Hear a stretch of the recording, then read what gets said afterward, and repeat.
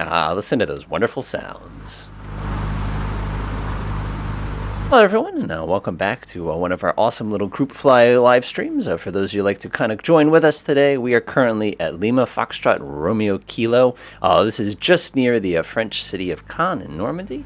We're going to be flying around in France today, so it should be a pretty good trip. Basically, I'm going to be concentrating kind of along the coast here, not do anything too excessive. Our flight plan, for those of you looking for something a little more technical, we're going to go up to Omaha Beach, take a look around, see if there's any mulberry harbors kind of chilling there for us. Then we're going to make our way over to Saint-Lô, and finally we're going to go park a little bit up on the other side. One thing I love about this airplane is I don't have a parking brake. I am the parking brake, which always kind of makes me go, that seems safe, kind of a thing like that. So give everybody a few moments to kind of join us. For those of you who are joining us, we have all players enabled. The other thing that we have going on as well to make it a little bit easier for us is we have enabled real world weather today because it's such a lovely day. I have a feeling I'm going to get bounced around and kind of regret the whole thing pretty soon, but I'm not going to worry about that too much. For those of you who are also keeping score, you probably realize that this is our 2nd year anniversary of live streams. So it's been a very long time that we've been doing this now, but I can't wait to continue this for many moons to come. So let's go ahead and get this row in a show, so to speak. I see I have a couple people waiting patiently in formation here. I never get to fly the Savage Cub, by the way. Trying this thing in VR is a gas. Like, you can't believe how slow this plane can get. So let's go ahead and give it a little bit of gas here. Get that a little Rotax engine, a little bit of exercise. Man, those engines are funky. Nice, gentle, 4,000. We don't want to strike the propeller with anything getting sucked in. Go ahead and give it full power. Oh, yeah, there we go. And I love how this thing takes off because it just sort of goes. It's not like there's no drama. You know, the thing doesn't shake all over the sky or anything along those lines. It just kind of goes. And I always like airplanes that kind of do that because not all of them do. So our first stop on our journey today, like I said, 2 years. 2 years. This is pretty impressive. Imagine how many air miles we've covered at this point. And yes, our most popular destination, I did work it out, was the United States. And our most popular plane is the TBM, which probably makes sense because it's such a great aircraft. So our first stop today, we're going to go pop over to Caen real quick and just kind of take a look around. There's some kind of neat little sights in the city. And then we'll make our way up to the coast and kind of pick up on Normandy itself. Now, one of the interesting things is 2 years ago when I did my first live stream, we were actually not far from here. We were up there in Scotland in a TBM 930. And those are the early days before I realized that if I have people follow me around, nothing bad happens. I remember the fun thing with that one was doing stuff with the G1000. It was also the first time OBS ever crashed on me during a stream, which was a little nerve-wracking given that all these people were watching at the time trying to figure out how the G1000 worked. And it was like, whoops, oh no, I'm ruined forever. It was just, I don't know, kind of amusing in its own sort of not so amusing sort of a way here. Now, the interesting thing is I have traveled to France before. When I did my honeymoon back in 2012, we visited Paris, France. We kind of explored the countryside, did the whole, Versailles thing. And, of course, all the typical touristy things you could do up in the Paris region. But we weren't really there long enough to, get on the train and kind of visit the other parts of France. Not to say that I didn't figure out how the public transportation in France worked, which is very superior to what we have in the United States. I could basically get anywhere on a Navigo card, which was like the card, apparently the little public transport card you're supposed to use for the locals, but I didn't care anyway, and I used it for my own purposes, even though you just want the Paris Visite France or pass or whatever it was, but it only got you one ring in the inner city, which is what's the point if I can just get the locals pass for €30?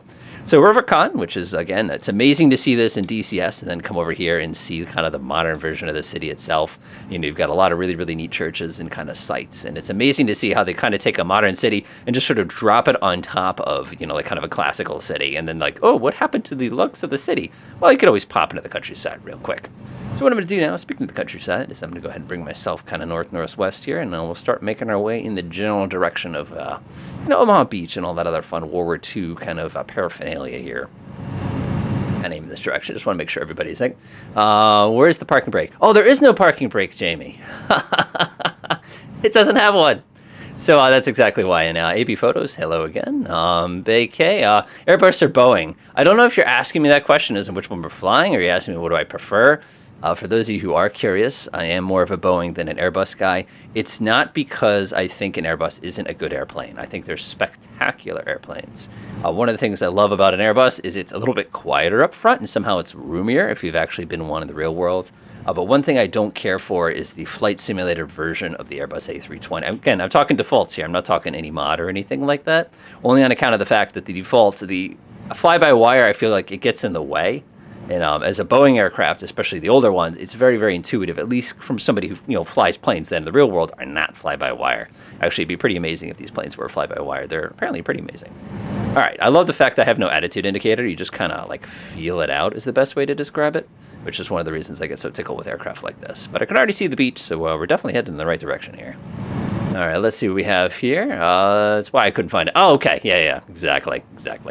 So anyway, like I was saying, this is our 2nd year anniversary. It's not exactly our 2nd year anniversary. I think we're off by like 3 or 4 days. And it's been an incredible 2 years. Like it's really hard for me to imagine that when I first said, well, I'll do an aircraft showcase of all the new airplanes and flight sim and see if anybody would like to watch videos on that. It's amazing to think I started there and then started with the live streams and did a video on a G1000, which by the way is still my most popular video by a factor of like 50. It's ridiculous. And the rest is history, kind of a thing like that. I mean, I can remember like when we had live streams when we'd have like 50 or 60 airplanes trying to fly down like the world's tightest valley or something like that. But then over time, things got a lot easier to do and got a little bit more intimate. We have like this really, really solid, wonderful crew that kind of follows me around.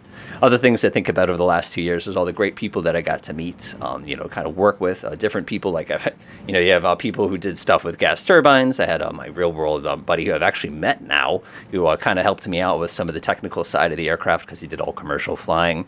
I've had a buddy over there in England who's given me some great suggestions over the years. I have this guy right here who, for some reason, I think I never get the plane model correct here, but he's always really, really great at providing us with all nice little community resources and kind of keeping us honest. And there were other people who helped us make videos directly. I've tortured on my poor wife there a couple times doing videos like around Disney World to kind of showcase some of the things over on that side. I've dragged people around for multi-crew experiments, and it's all been wonderful, and I think it's been a great experience, and I continue to look forward to doing so coming up. So anyway, that all out of the way, this airplane, I can't get a kick out of this thing enough because of how not big this airplane is. Like, I get in the back seat of this thing, and there's just like this little thin sheet of, basically, I don't want to call it plexiglass, but basically that's what it is. And it's a little piece of plastic that separates me from the atmosphere. And like, you look at the joints here, and they're like a simple bolt. Like, I could come up here with a wrench and pop that thing off, and then I'd lose a strut, so to speak, and the wing would snap off. And I also love the simplicity of the controls. Oh yeah, that's what I'm talking about. And the fact that I have to straddle the chair in order to push the rudder pedals. I don't know, I get such a kick out of that. That my rudder is mechanically connected to the throttle is mechanically connected to the one in the front seat, which absolutely blows my mind just a tiny bit. I don't know, I always get so tickled by things like that. Now, I had the opportunity to fly a Piper Cub over the summer, and I said no. I'm talking like an actual 1930s Piper Cub. I'm not saying this one, only on account of the fact that the timing was terrible and everybody in my household had COVID at the time. So that was like, oh, I missed out. But then again, this thing's pretty cool, except for this no attitude indicator, which is just downright dangerous. So moving along to our shore here, again, like I said, I've been to France. France is an incredibly beautiful country. Like I said, all my time was up in Paris, France, which was really, really neat because you got to see a lot of things that we just don't have in the United States. Because, in the U.S., our country, as a country is, 250, 300 years old-ish, even though people have been going back to the 1600s in it. But the reality is we just haven't had enough time to make all that history. We're relatively new to things like that. And let's say, Arnaud Cornet, basically, I hope that's the correct pronunciation, says they have fantastic butter. Oh yeah, European butter is vastly superior to anything you can get in the United States. The closest we get in the U.S. is this butter called Kerrygold. For those of you familiar with it, they also make really good cheese. But like all of our regular butter, not so good. Is this on PC? Yes, Anonymous One. This is completely on PC right now. And I know it'll fries. I definitely got the right idea. I feel like this is the one time I'm going at a speed people can keep up with me. I guess that's my fault for picking the slow plane. By the way, fun thing I found out about the slow plane earlier I didn't know is that we don't have an alternator. We have a battery. So it's actually, if you leave the landing light on long enough, you can actually kill the battery on this thing. It's going to take quite a prodigious effort to do so, but I just thought that was kind of a neat touch. Another thing I love about this plane, by the way, it has a choke. So if you're feeling frustrated with the plane, you just tug that a couple times, and it gets the point. Please don't do that in flight. That would be very bad for the engine. All right, so we're coming up on the coast here of Normandy. Like I said, the big thing that I always think of with the Norman coast, other than being absolutely beautiful. For those of you who are DCS fans, eat it up. Like, oh yeah, eat it up. The thing I love about the Norman coast is it reminds me of a lot of coastlines that I've seen in Europe. Like one of the things is you're going to see like the very, very, very, very tall, bluffy cliffs, and then you get these little tiny villages that kind of sit sort of between all of them. That I'm like, great, as long as nobody discovers that you have direct beach access here, people will leave you alone, and I'm sure we'll kind of see that along the line here. And it's just kind of one of those things. And the other thing I'm amazed too is, like in the United States, anything close to a coast is just a wall of houses. Like it's like a gray line that starts, 2 or 3 miles from every coastline. There are definitely places where it's not like that, but at least where I am, this is just, it's civilization basically. Whereas here, even in the 2020s, I'm looking around and you still have farmland up here, which is absolutely excellent. And you still kind of have a little of that rustic charm that, I kind of associate with this particular region. So I'm going to come swing over here. So my journeys to France, like I said, did the best we could, did a lot of research. The first annoying thing about getting to France is actually getting to France. We had to fly out of, I believe it was Boston. Yeah, we flew out of Boston, and so you have to do the whole, oh, let's do this. But we got an Airbus A380, which was a very big plane. I could not believe it. It took multiple jetways to get people on board the thing, which was crazy. And one of the great parts about that trip is I had 2 Italian professors who were teaching in New York, and they sat next to me, and they were just kind of explaining, like, oh, did you do that? Oh, you want to do this? I'll make sure you check this out. Oh, don't do that. That's going to be too much work. Oh, make sure you visit Italy and all those other kind of things. And it was just like the funniest thing, like just kind of have a conversation. And, I had no Italian skills whatsoever, and I still don't. But the best part with that one is when I was there, we were having those conversations. You could tell that speaking English just wore them out, which I always kind of felt bad. So it's like, I need a nap now. English is it's too taxing. It hurts the brain. And I always thought that is a kind of a funny thing, but it makes sense. I mean, it's exhausting. I speak no French, by the way. The best I can do with French is I can do directions, I can get fuel, I can order French toast. I just thought that was kind of funny. I can ask people I need a second, things like that. That's about as much French as I have the capability of doing. So now that we're getting up to the coast here, I'm going to go ahead and reduce power just a teeny tiny bit, and I'm going to kind of make my way downward. An interesting thing here, of course, is in the real world, when you go like this, you lift out of your seat ever so little bit, but it's enough to freak everybody on the plane out. Normally when you're flying with passengers in an airliner, they don't go like this. They just slow down, so you feel, kind of get pulled up on your safety belt there. But in the real plane, you go like this. Great way to freak people out. It's awesome. All right, now this is one of the things I was talking about. You notice as long as we have direct beach access, you have massive amounts of all these houses. As soon as, oh, there you go, Lawful Rogue, you got the right idea. But again, as you start to get a little bit more cliffy, and I start to go, man, I needed myself an LST. I'm feeling like left out here. Where's the beach? Where are you supposed to put people on the ground? You can't. But again, all of a sudden now you've got all these like neat little buildings kind of along the side. And then again, back down to beach access, and look at this. Whoosh. Everybody's got to build a house here. Like I said, it's the same thing pretty much everywhere. When we were in Italy, it was exact the same. Like Positano and Amalfi and that whole region there. It was the same thing. Cliff, cliff, cliff, cliff. Oh, low cliff, town. And I always thought that was absolutely wired. Jamie, I know. Contractions. One of the things that blew my... Speaking of contractions, and not that I'm an English professor or anything, I teach technology in the secondary school. Wow. Okay, sorry, AB Photos. That was... Wow. Wow. Oh my god. Thank you, AB Photos. That's... Okay, hang on. I gotta concentrate on flying for a second. That is incredible. Thank you so much. And I need to find out what AB Photos is now. Thank you. I really appreciate that. One of the nice things about YouTube monetization has been that the wifey is willing to justify my really bad flying habit. And that's amazing. Thank you so much. I really appreciate that. I gotta do that in the chat too. Tear to my eye. Thank you.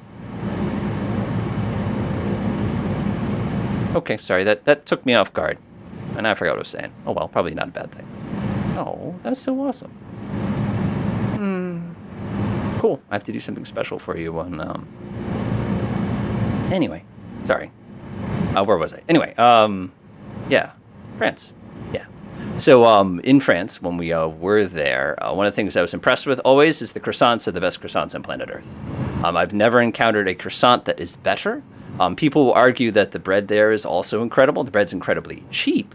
I'll definitely give you that. But the one wild thing about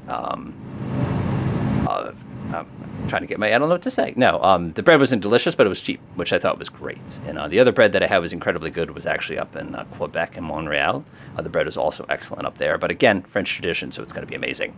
So now, I don't know about you, but anybody who's been out to like the Marianas or anything, looking at this kind of arrangement, where it's almost like a jungle sitting right on the beach, reminds me immediately of that.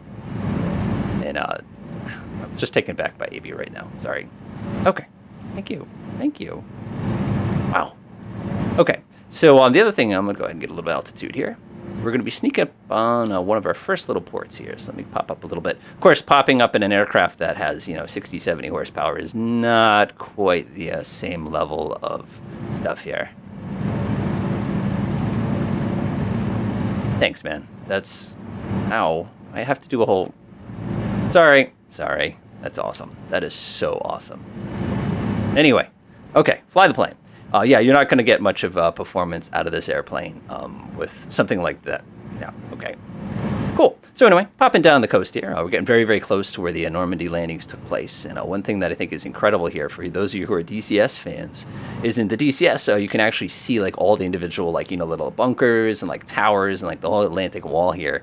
But the interesting thing that we get to see here is how over time that's changed. Certain things are definitely going to be looking similar to that effect. Certain things are going to be a little different. But you got to imagine, I'm sure I'm about to cut off Lafarog here. Now he's off on my left there. You can see just sitting down there and being like, oh yeah, I want to go up the side of that while people are shooting down at me. Yeah, that seems real legit. Wonderful. Let's see. Anyway, other things in France that I discovered. I'm not going to make any comments about public toilets. You can use your imagination there. But the one thing that was incredible in France, other than the food being really, really good, is the fact that everybody eats dinner really late. Like, I know that sounds like kind of a whatever, but for, my wife and I, we take dinner at 5 o'clock. That's typically when we eat. I take lunch at about 11 in the morning, or sometimes as early as 10:30 because of what I do for a career. And what makes it interesting is the 5 o'clock dinners, that feels about right. But you get to France and it's like, oh yeah, we don't open until 6. And it's like, what? And then you're like, oh, give me the 6 o'clock. And you're the only person in this extremely luxury restaurant, in the middle of downtown Paris, right outside of, what is it? Gosh, I can't forget. Notre Dame, which, by the way, had not burned down at the time, which was nice because I got to walk around inside and they kept yelling at you to be quiet, but apparently nobody understands what quiet in French actually means because they all ignore it anyway. But so what we did is, we did that whole thing, but we go to dinner at 6 o'clock and nobody would be there. Like, we'd be up, proving my point. Look, I got beach access, put a town there. But nobody would be there until 7:30, and then the floodgates would open, and you just get crunched with everybody, all the tourists, all the locals, everybody would kind of show up. But that was super duper wild. And then I remember ordering dessert, expecting like American, when you get dessert, give me a slice of cheesecake kind of a thing. It's thunk, and if you ate the whole cheesecake, that was more calories than your entire meal combined plus drinks, kind of a thing like that. So, of course, and you get to France, it's yeah, I'll take the cheesecake with, the cappuccino and, the cookies.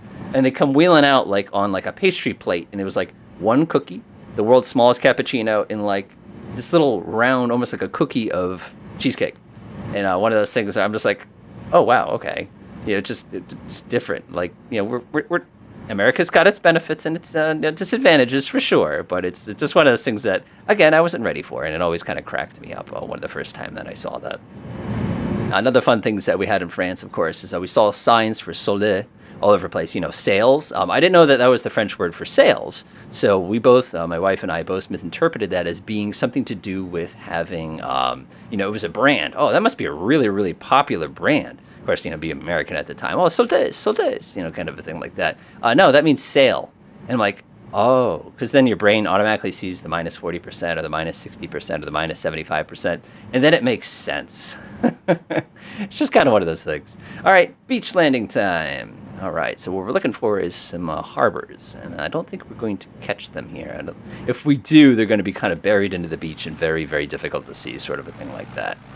Again, this is nice and flat here, but you got to imagine landing on this beach and people up on those hills being like, sup, and kind of looking down at you, doing all sorts of nastiness there. And I also like the fact, just like in the United States, we get the beach road, and I don't really see a lot of people on the beach, unless you folks over there see people on the beach, because I certainly do not. Let's take a look here. Yeah, at the very least, in our digital version, I don't see anybody chilling on the beach. Something that really surprised me in Côte d'Azur, which is way, way, way down on the French coast. The second time we went to France. okay, I'm a little disappointed, not going to lie, but that's okay. But again, we got all of our little beaches here, and then he's like, oh, this is not bad. We can sort of land and give fire support and have not too much difficulty here. Oh. No, I don't think so. I think that's just a regular dock. But then you get the beaches down here where it's like, are you kidding me? Why would anybody be dumb enough to try to attack a beach like this? And I'm like, I know, right? And I just found that kind of interesting about the way that this works.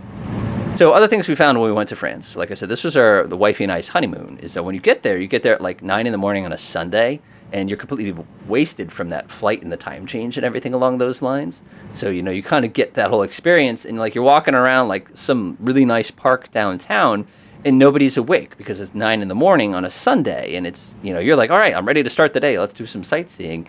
And it's just like nobody's home. It's like somebody forgot to tell Paris that there's people who live here, kind of a thing like that. Oh man, that is so beautiful.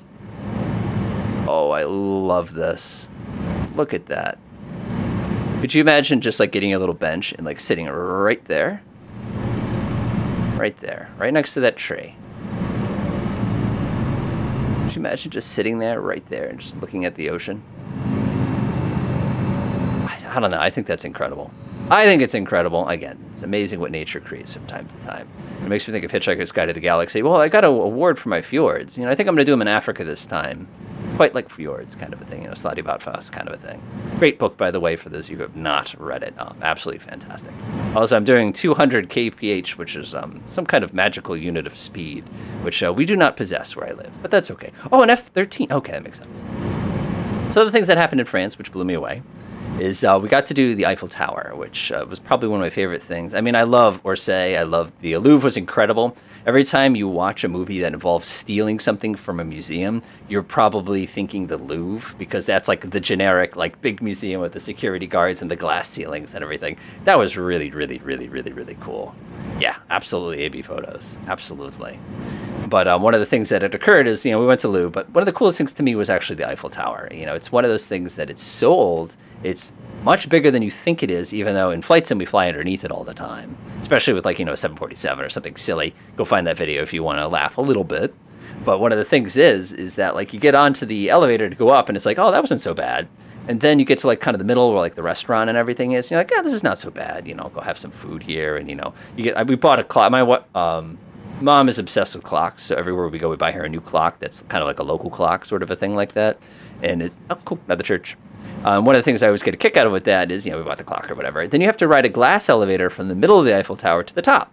Now, I don't know about you, but heights are, like, I'm okay with heights. Obviously, if I'm in an airplane, no problem. But if you're in a glass elevator with, like, 30 people and the whole thing's going like this and making creaking noises as it slowly rises, up to, like, the 300-meter line at the top, that'll tempt most people as far as, how confident they are with human engineering. But you get to the top, and there's a little, like, kind of observation post and everything like that, which is awesome. And then from there, of course, there's a sign that shows you how high off the ground you are. In meters, which was awesome. So the wifey came out on the observation platform. Of course, remember, when you're on the Eiffel Tower, anybody in Paris can see you, so you're looking back down and taking pictures of them and everything like that. So I have a great picture of her looking absolutely horribly terrified right next to the sign that shows how high off the ground you are. And she never realized this until after we got back from France, and we looked at that. Oh, that's what that sign meant, kind of a thing like that. And it was always one of those things that I always got such a kick out of. Uh-oh. Ah, now we're definitely over Normandy. Definitely over Normandy. All right, let's all get just a tiny bit of altitude here. We're coming up on Saint-Marie-Glisse, which, like I said, my French is not good. No bon. Just a little bit here, because I do want to be able to kind of see like an overview of the city here as we're coming through. There we go. I love how the fact I'm doing 1,500 feet per minute up, but I'm still doing 160 kilometers an hour. I'm not annoyed. I know it's about 80 knots or 90 knots or something like that, but that's just absolutely wild. But anyway, I want to pop up here and take a quick peek at the city and sort of look at all the different stuff here. It's so cool, but you can see it's just so much flatter here than it was back at the cliffs that we saw there. Yep, and this is definitely giving me flashbacks of another game, but that's okay. Nobody's going to be shooting 20mm bullets at us, so we'll be a little bit safer up here today. Oh, that's neat. I just love it. Now, one of these days, DCS is actually going to make the whole world a possibility, which is going to be incredible and awesome, and I really, really hope to see that someday, because I think that'd be awesome. So other things we saw when we were in France, which like I said was amazing, was like the Musée d'Orsay, which was, wow, that had some really, really, really cool stuff in it as far as, you know, like all these famous painters actually getting to see stuff in the real world. Exactly. Simon points out the fact that Gustave Eiffel only had dinner in his own tower. It's the only way you couldn't see it because you're at it. But it's pretty impressive. Like, again, you get to see it, and then you go up it, and you're like, wow, this is actually way more impressive than I thought it was. All right, let's do some dangerous flying. Nice and low. This is a neat plane. It's like very, very easy to fly. Like, I'm not having to work to fly it. I love... Oh, no! I'll be right back with you. Now, one of the things I love about Flight Sim, I spoke too soon. I spoke too soon. And one of these things I have to remember when I do these things is that, I have to make sure I turn damage off. But that's okay. I'll come join you again. Don't worry. I'll be right there. I'll be right there. Half a second. Whee!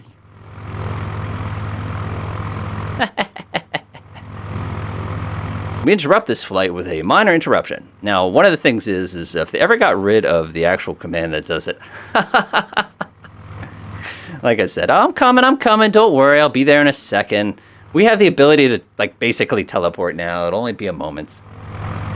Well, I guess this plane isn't nearly as good as I thought it was. It was mostly good up until I snapped the wings off. A fun fact, in the real world, if you start getting really, really fast, the plane starts buffeting and makes a lot of noise, and it shakes funny, and then you get a lot of drag, and it doesn't like you. This thing, on the flip side, it just sort of stops flying and crashes, which is up. Oh, well, I'll have to disable damage before we try to land. I'm doing 2,500 knots, by the way, in case anybody was curious.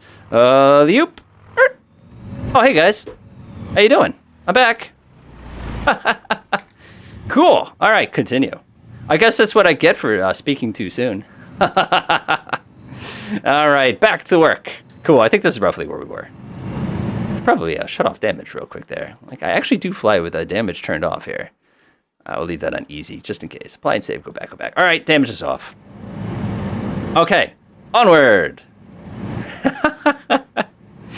So other things we found in France, other than amazing, we went to Versailles, which, again, not knowing the language properly, it took us about the first half of the tour to realize that the word Daphne wasn't a person. It meant prince, which was amazingly funny when we finally realized. I'm like, wow, Daphne must have been a really, really important person around here to, have something like, got all these different locations and buildings. This is for the Daphne here and the Daphne there. And it was just one of those like, oh, cool, like one of those kind of things. Just to realize, like I said, that, oh, no, that's Daphne. That's just the prince. And going to Versailles. And the other thing that was incredible about Versailles was the fact that they had a modern art exhibit going on there. And in the modern art exhibit, they had like all these like crazy things. Like they take a helicopter and like glue pink feathers to it, and they had like this weird like mirror ball that you could look into all the different directions and stuff like that, which was incredible. It just like kind of, but it was blending in with like 1,000,001 paintings. Like everywhere you look, there's painted surface. Like, my house, I have like 2 paintings in my house. My big thing is Legos. If you want to see my Lego collection, I can show that off. But, you get there and like everywhere you go, there's just painting. So it's like, what if you get bored of the painting? Like, you can't unpaint the wall, so to speak. So it's just kind of one of those things that always kind of cracked me up just a little bit. And it's definitely something that I always thought was amazing. The other thing that was incredible about Versailles was the fact that like you have like gold everywhere. Like, it's one of those things where they talk about the French Revolution and how it's like, well, we didn't necessarily agree with the leadership at the time. So, we started chopping their heads off. And it's like, oh, I wonder why. So then you see those places like Versailles and you're like, oh, that makes a lot more sense now that I see that. Oh, yes, I did say Lego collection AB photos. I definitely I do the Lego thing. Somebody said Legos. I guess I have to show off my Legos now. It's okay. Let me make sure you can't figure out who I am and all that other good stuff. Hang on. Let's see here. Lego collection. Let's see. Can I show this off without giving everything in the universe away? Probably not. Yeah. Oh, that's me. That's not my Lego collection. Whoa. Oh, whoop, everybody's seen that picture. Oh, that's me again. There we go, Legos. This is the one we just finished. This sucker was quite a project. This is the Mos Eisley Cantina. We also have this one, speaking of art, which I think is absolutely wild there. I think it was neat that they actually made a painting out of that. This is the pirate ship. I think, pretty cool. This is a castle we just built. This is one of those bootleg Legos. We have a neat little collection of a little bit of Star Wars memorabilia here. Got, of course, my favorite car of all time chilling here. We've got a Porsche to the right, neat little haunted house. Jurassic Park, of course. Typewriter, which I thought was neat because it kind of works, except it doesn't print very well. Disney Castle, of course. We also have this. If you ever wanted Mickey Mouse with a minigun, good to go. We also have Donald Duck with these like cannons on his arms, which is wild. Of course, you can see there's the only plastic model I think I've ever made, of course. Let's see other silly stuff. Of course, I got the whole downtown collection. We've got Himeji Castle over in Japan. And we have this thing, which was the most ridiculous thing made out of Legos I think I've ever made, ever. It was just... it's like 6,400 pieces. Like, look at just the detail is incredible. But that is definitely not a standard Lego set kind of a thing. So anyway, I had a feeling you get a kick out of that. So we're coming up on Saint-Mary-Glisse. I'm going to come swing to my left a little bit. Mickey Minigun. That's a great way to say that. But we're coming up on Saint-Mary-Glisse. Didn't get to visit this one in France or anything like this. But Saint-Mary-Glisse, many years ago, I forget the name of the game. I'm not going to call it infantry because I'm going to be wrong.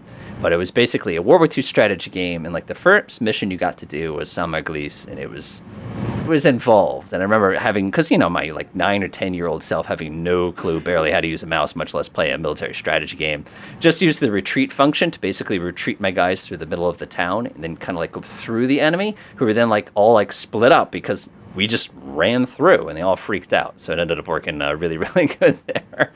And like I said, that was a ton of fun. And I remember that's where I always think of Saint-Mary-Glisse. So of course, when you finally get a chance to visit there, you can see exactly what I was running through with my little soldiers there.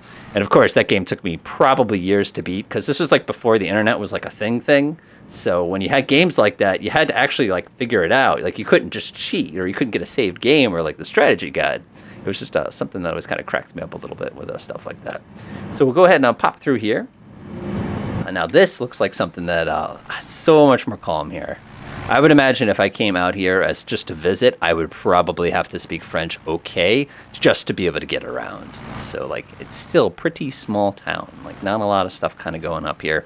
But I believe the mission, you had to like, there was like an SDKFZ that came rolling in and you had to do something about it. And like you have a bunch of infantry and German soldiers. I don't know, it's just so cool. All right.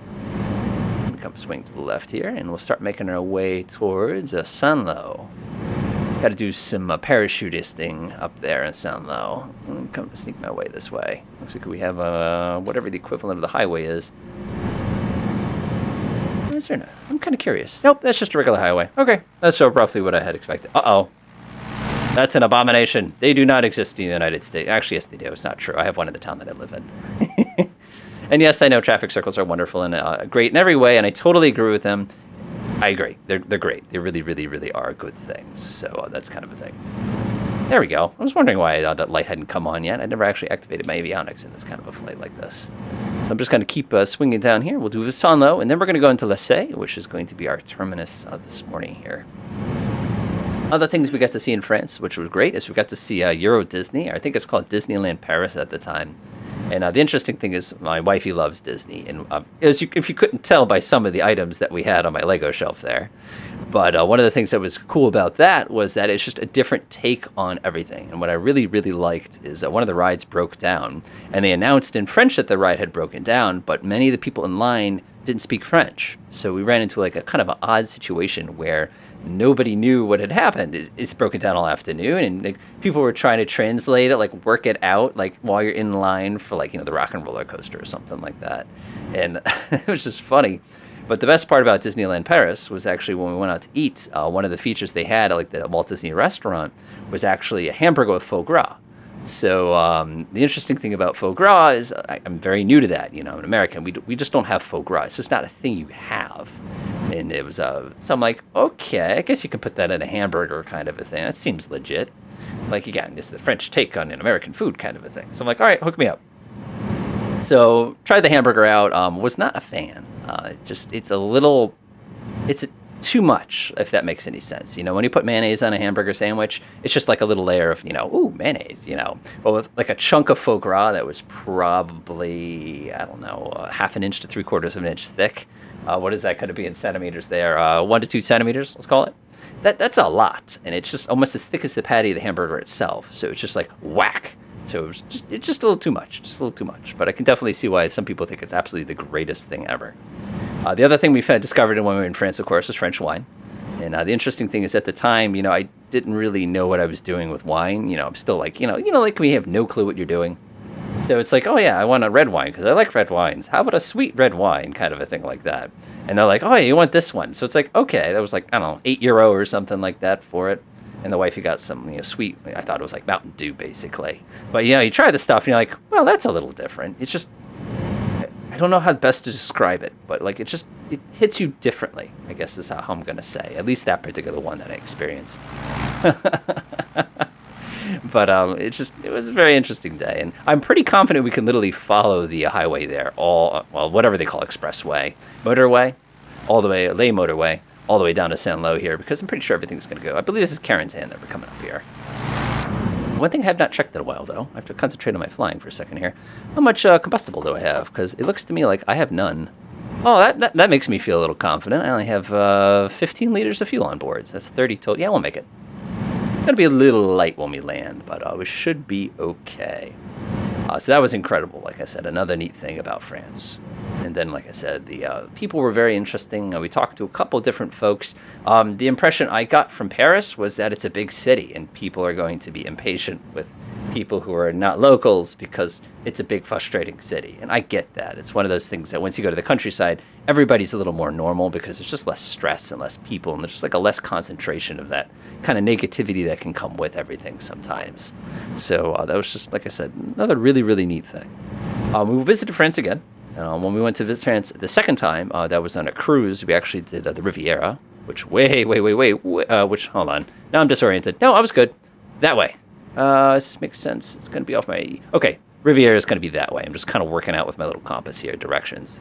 And down there, that was amazing. The water was incredibly warm. The people were nice. They had a big open, like a carnival, like a fair kind of a thing going on. And they were selling like lavender by extreme quantities, is the best way to say. Like you could buy a box of lavender. Like it was just not a little package that you get, to like, flavor your tea or something like that, but like cases of lavender. It was just very interesting.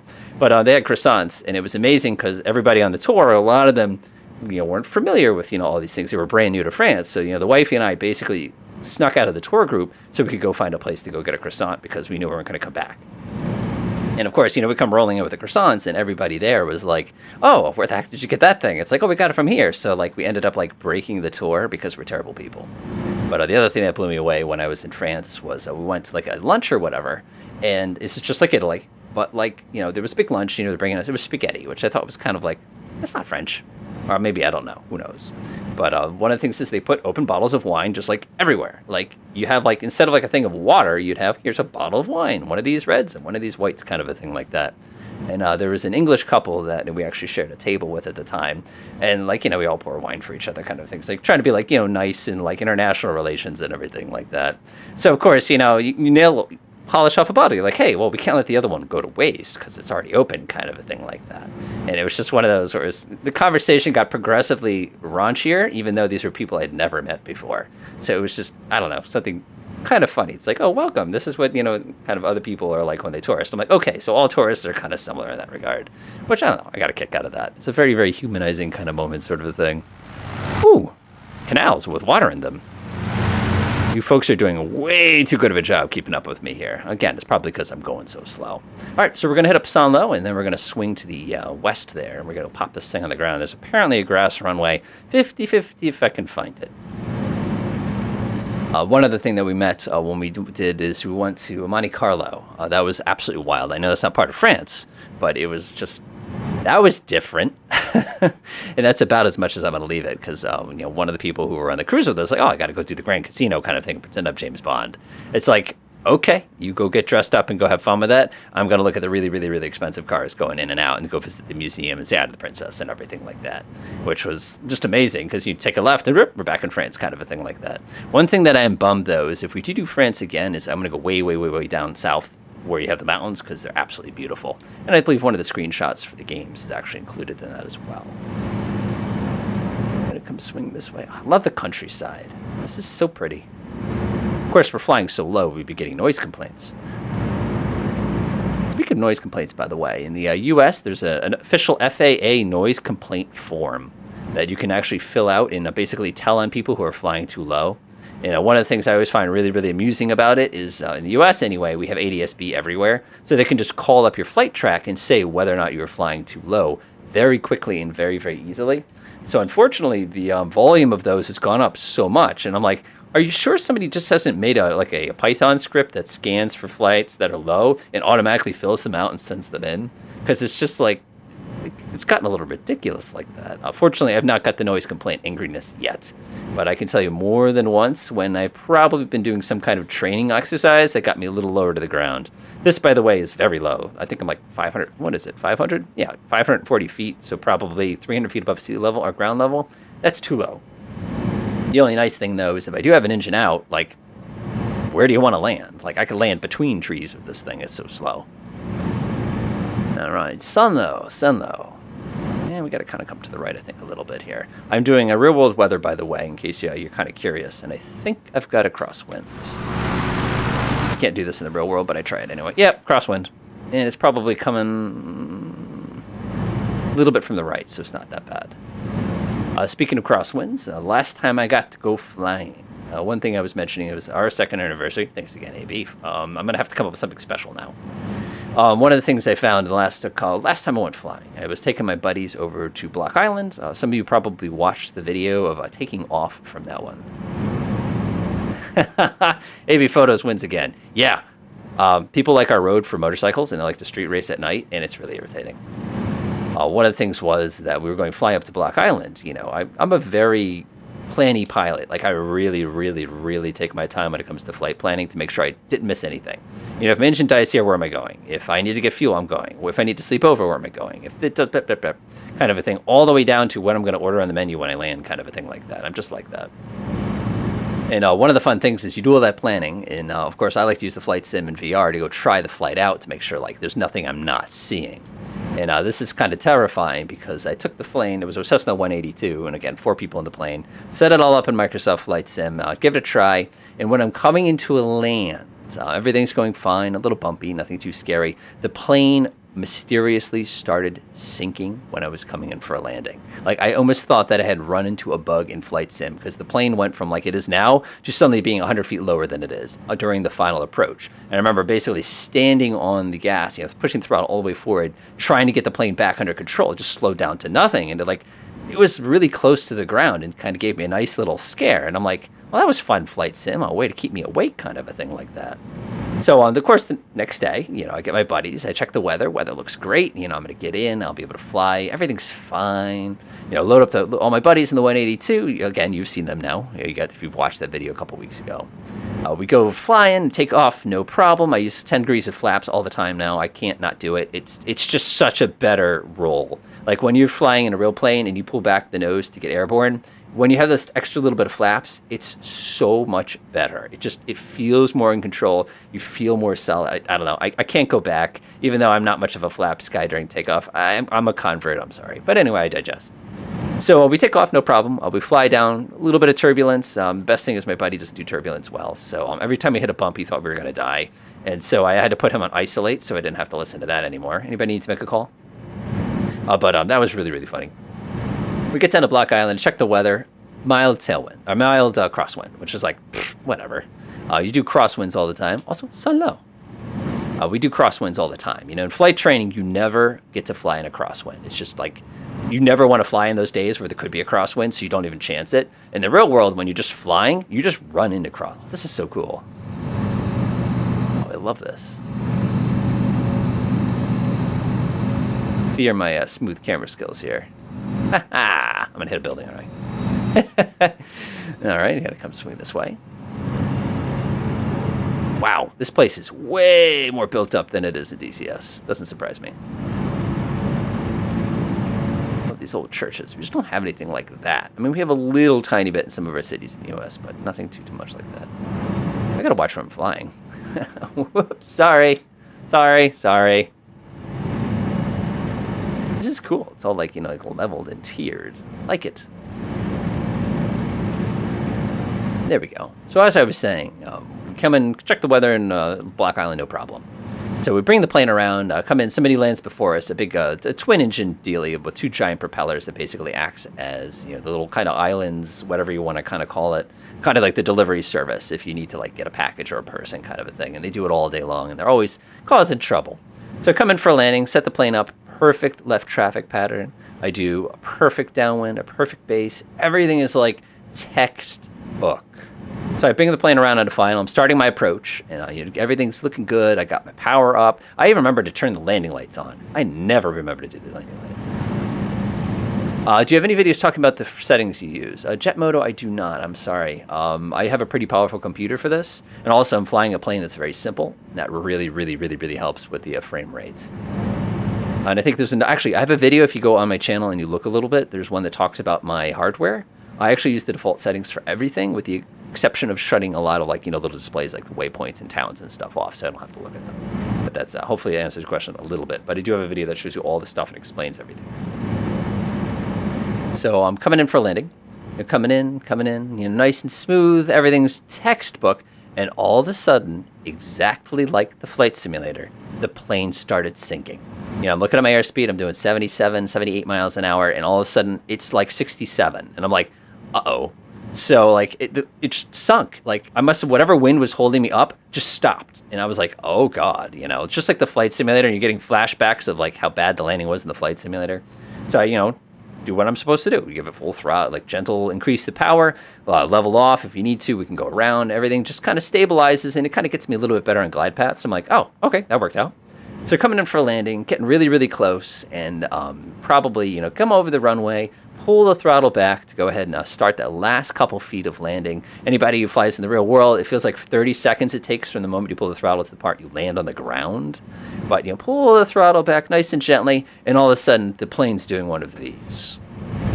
And that's being gentle. It's much, much worse than that. I hit the wake turbulence of the twin-engine plane in front of me. And I didn't just hit it. It got blown into me. And the plane is riding like a Bronco. My brain is going, go around. So, I'm trying to set up, trying to just get centered so that I can keep the plane. The stall alarm's going off. So I'm on the edge of the flight envelope, bouncing around, trying to get it down. I get one wheel down really smoothly, sit there balancing on that wheel, try to get the other wheel. The other wheel comes down. Everything settles in the plane, bring up the flaps. I start rolling down the end of the runway. So the entire thing took 2 seconds, 3 seconds of, oh my God, we're going to die. For just a moment, I almost thought I hit the propeller. It was that terrifying when we hit the wake turbulence. But the best part of it is my passengers were clueless. They didn't see it. And my best friend in the back seat, which you probably saw, he recorded the entire thing on his cell phone so he could show his buddies what he's been up to. So I watched the video afterwards of the actual landing. You can see everything that happens. It looks like it's just an ordinary landing. The only thing you see slightly different is the fact the stall alarm goes off 2 or 3 times during the landing. And it was just one of those moments where it was like, wow, that was way scarier than it actually looks. And it's just one of those things that you see those rough landings and you go, wow, I can't believe somebody survived that. Then you're in the place of it and you're like, oh, that wasn't as bad, or it was way worse. It just blew me away. One of my favorite parts of that also, though, is when we ate lunch and everything. I got attacked by bees during lunch, which was great. We flew back, did a nice little tour of Connecticut. Too humid that day. And then we came all the way back into Hartford to land, and everything was so textbook, it looked like the AI was flying the plane. You pull the power back, you pull it back, you settle onto the ground, back wheels, lower the nose, the way you're supposed to. And it's you're in the back of your mind, okay, that makes up for that terrible landing earlier that nobody else thought was a terrible landing. It's weird. It's really, really weird. No problem, Jet Moto. Yeah, believe it or not, I actually have a set of glass screens that you can't see. Let me borrow this real quick so I can just show you my point here. I actually have a G5 on an alternate display. I'll go ahead and pull that out real quick. The reason I love this is because it makes it a little bit easier to see. So I actually do have glass instruments on this aircraft going at all times. I just keep it somewhere else so it doesn't take up any of the room. The reason I like that is because it helps me with things like speed and direction that you wouldn't get to see kind of otherwise. That's Air Manager, by the way, for those of you who haven't gotten to it. All right, so interesting news, everybody. We've reached our destination. Sorry I'm so chatty today, but like I said, I'm excited. I'm really, really, really, really, really excited that, we've gone this far. We're at 23.1 thousand subscribers, which is more than the population of the town I live in and teach in, which is insanity. One of the people before was mentioning last year during our anniversary, they said, hey, were you, what happens, like, when you hit your 100,000, you want to get the YouTube award? I'm like, yeah, I've never asked for a like and subscribe to date. The only person who ever asked for that was somebody who was on my channel, which I always thought was funny. I'm not changing that, by the way. But it cracks me up that we've come this far, and it's like, will it? Will it not? I don't know. I'm just going to keep going. Speaking of which, since we're getting real close to our destination here, we have a couple videos. Like I said, my schedule changed, so we have those Flight Sim Fast videos coming out for the next 2 weeks. They're very, very, very quick videos. They're a minute. So a lot of that will be redundant, and as time goes on, we'll try to approach more technical skills that people might like as well, so that you can see it. But what I intend to probably do with those videos is kind of see how they work as far as popularity goes, and I'll probably switch it so that like Monday is going to be like a standard video, like what we did last week, and then you'll have the rest of the week being fast videos, depending on kind of how my schedule sort of allows it. But just something to kind of watch out for people who are interested in things like that. All right, so the wind is coming. It's basically, I'm flying right into a headwind right now, I think. Yeah, we changed. Yeah, it's because we took a right at sun low, so we must be going right into the wind, even though in the real world we get trees that wiggle, and you can sometimes guess. I actually just added binoculars to my flight bag. It's the greatest thing ever, except for the fact your view looks like this through binoculars in the real world. It's not this smooth, but a lot of times you can actually see the trees bend and kind of identify. All right, we're going to the Lycée Airport, which I'm probably going to have to fly over it about 6 times to actually identify where it is. Pretty confident. Oh boy, here we go. All right, everybody start looking. It's got to be right off the highway here. And by the way, it is a grass strip. For those of you who chose to take a Cessna 172 today, awesome, but it's got to be a little bumpy. All right, it's come swing this way. Look out the window. I gotta find it. Oh, there's a Cessna 172. Good luck, sir. Oh, speaking of which, you know what I didn't do today? Let's see here. Lafarog, welcome back. Sam, welcome back. Tangeray, welcome back. Shuttle Dome, welcome back. Steele, welcome back. And for the two I do not recognize, welcome if I missed you last time. Try to do the best I can with that. I'm sorry I missed that earlier. All right, so we should be... Where's the highway? Okay, so there's the motorway. So it should be off the left side of the motorway, but it is a grass strip. So trying to identify it is going to be a little tricky here. I'm going to find it. Wouldn't this be fun if we did this in a Cirrus? Then we could do a straight-in approach. I'm just seeing here. I love the fact I can just zoom in smoothly. You just can't do this in the real plane. Oh, speaking of which, how much gas we got left? I have not looked. Uh-oh. Uh-oh. Uh-oh. Okay, that's good. Looks like we have 6 liters of fuel. I told you we'd make it. One downside airplanes like this is, yeah, they're slow and fun to fly, but man, you're not going very far, and you're not going to stay in the air very long. Oh, endurance, by the way, is a very real thing in the real plane. It's one of those things where, like, yeah, I'm going to fly like 6 states over and do 300 miles. It's like, okay, you could do that, but you're going to be dead tired. You're not going to be able to fly again that day. Oh, it'll be fine. You do it even with autopilot, you're dead tired, and you're so done. You just can't sit anymore is the best way to describe it. I feel very, very sorry for fighter pilots. If you have to do like an 8-hour mission, especially with G-forces or with the stress of combat, forget it. You're going to be just done. Like, I don't know how people do it, to be honest. Uh-oh. Sorcery. Sorcery. Right there. Sorcery. Ah, love it. All right, we'll come sneak along the road here. It should be coming up on our left. There's one downside. Again, love the French countryside, but man, it's like a Kansas problem here. I can only see so many fields edged with trees. Of course, with this plane, I could land anywhere. Like, I could land right there in that 100 feet of ground with no problem. All right, PH051 seems to know exactly where he's going. By the way, the correct airplane for this would have been like the P-47 or the DC-3. Speaking of DC-3, I don't know if anybody noticed, but Flight Sim is going to be getting a DC-3. We're actually going to be getting a collection of planes on their anniversary as well. I'll flip my landing light on here. Yeah, that's quite the landing light there. Left base for 2-4, I think, if I can find it.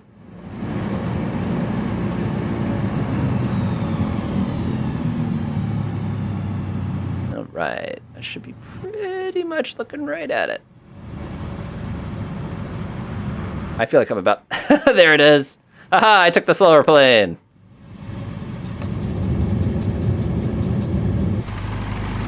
I love planes like this, because you can do really, really dangerous things. Oh, wait a minute. Oh, there it is. Aw, too soon.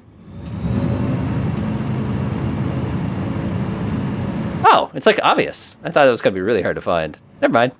Left base for 2-4.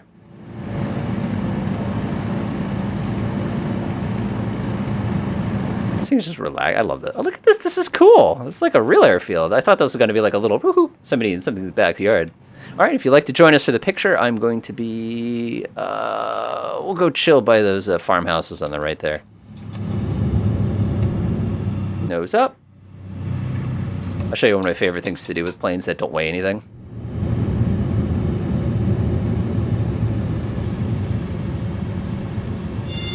I call it a helicopter landing.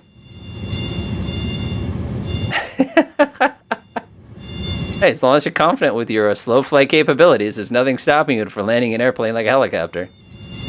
You can do this with a DC-3 also, by the way, speaking of DC-3s.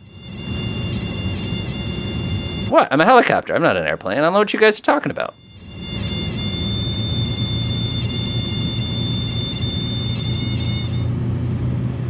What I love, though, is you can just give it just a little tiny touch of gas at the last second.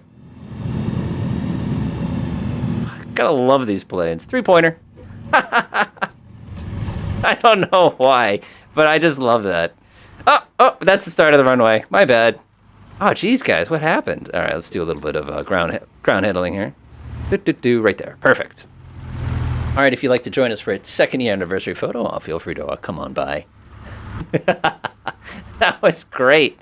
Oh, man, I love that landing. I'm proud of that one. You just give it just a little tiny bit of gas at the end, and it just like, whoa, right back in action, kind of a thing like that. A ferry pilot took a 182 in an 18-hour flight. Oh, I don't think I could ever do anything like that. That would be like pure torture. Oh, one thing I like about this plane is everybody's finding me here. A Y key, by the way, if you need to do some ground handling, is this airplane has a 64 switch, and I think that's awesome. I don't have an airplane that has a 64 switch. I know that's not what it is, but I think it's just entertaining. All right, let's get some photography, and then I should go find something to smoosh into. Although I feel bad, like I said, this is kind of our thing here, so we might as well not smoosh up the plane too bad here. Set that back up to hard, apply and save, resume. Oh man, I got to get everybody here. I'll let you all kind of join in. Like I said, these are super duper fun to do. It's amazing to think of how many different places in the world we've been and how many different things we've landed on, how many times I've accidentally crashed the plane right in the middle of me saying I probably don't want to crash this plane if I don't have to. Go ahead and take a quick picture here just in case. And then we'll just wait. That was the plane I was going to take originally. I was thinking about it. I was also thinking about the cap as well. But I ended up on this little guy here, which is kind of a good... All right, we'll kind of swing like that. Let's see here. I have a question. Love your style. You do videos. Much love from Germany. I got to fly in Germany again. Germany's a beautiful country. They also have one of the largest model train sets in existence, and it's gorgeous.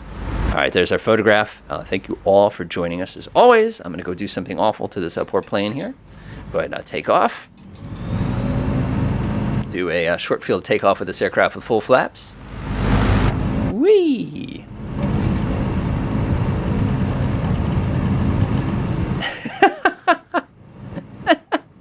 What the? Uh-oh! Uh-oh! Oh no!